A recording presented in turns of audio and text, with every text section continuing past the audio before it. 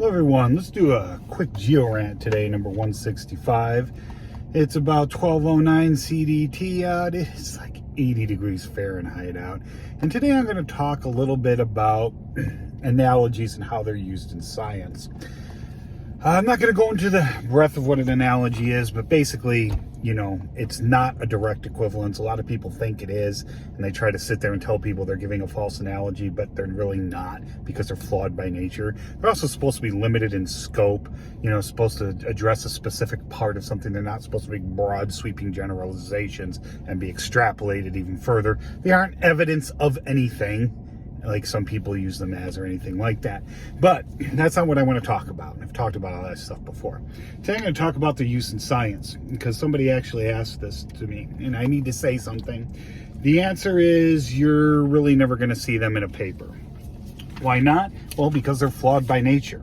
For one, analogy may work sometimes in a certain situation in a paper, and it may not work other times. But that's not the real reason why you don't see it. The real reason why you don't see analogies in papers is because papers are not teaching tools. Analogies are supposed to be teaching tools. Get someone to understand something limited in scope and give them that eureka moment.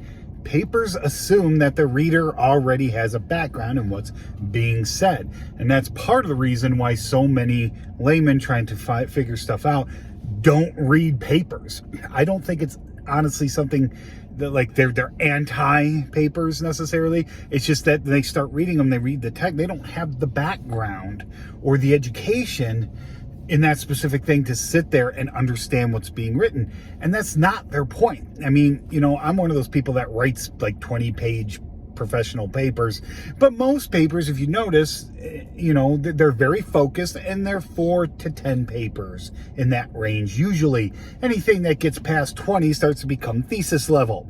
So anyway, so that's why papers don't have analogies. They don't have a lot of things too, because they're supposed to be focused, direct, get the information out, the methodology and your results, your conclusions, so someone else can come by and test it and see if it holds water or not. But you will see them in textbooks.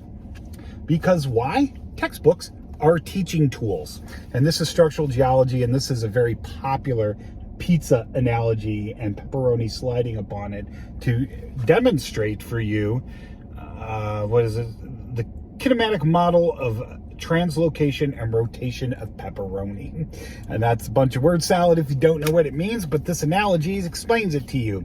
Basically, it's supposed to represent, the pepperoni is supposed to represent some sort of rock record upon some other rock, and those pepperonis can move and how far they move and all of that kind of stuff.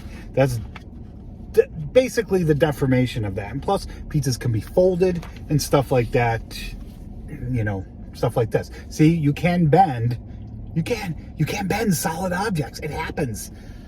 So anyway, but you know, that's just a basic, and it's to set you up for understanding things like strain versus stress and ellipsoids. And if you wanted to, but you know, so that kind of stuff's in the beginning. And then you get further along and you get into these, I'm just going to use the strain versus stress, you know, confined deformation in here, which starts at about 131 here. Okay, some nice diagrams, and then you turn the page, you know, some pictorial stuff. Now, this is not an analogy. This is a demonstration. This is an equivalence. It's trying to show you what actually happens. So it's not an analogy. And then by the next couple pages, you're already getting into equations. Geology is not just looking at rocks and going, yeah, it's a sandstone, and different kinds of materials, and you get into more and more depth, and then you eventually get into, let me see if I can find it real quick before this gets too long. See, I mean, deformation. See, we know rocks can deform and fold in the field because we observe it on small and large scales. I think I passed the Moore circles already. I'm not going to waste your time trying to find them. That kind of stuff, and you know, strain versus stress graphs. I've done a whole video on that before. But anyway, that's all I wanted to cover. I wanted to explain to you why you don't see analogies in professional papers, peer-reviewed professional papers, and why you see them in things like textbooks. Now, of course, most people aren't going to go on their own and buy something like this. This was mine. This is actually a newer version. My cover was blue back in the 90s when I took structural geology, but it's the same author, same book. Anyway, that's it. If you have any questions or comments, please leave them below, and I hope you learned something.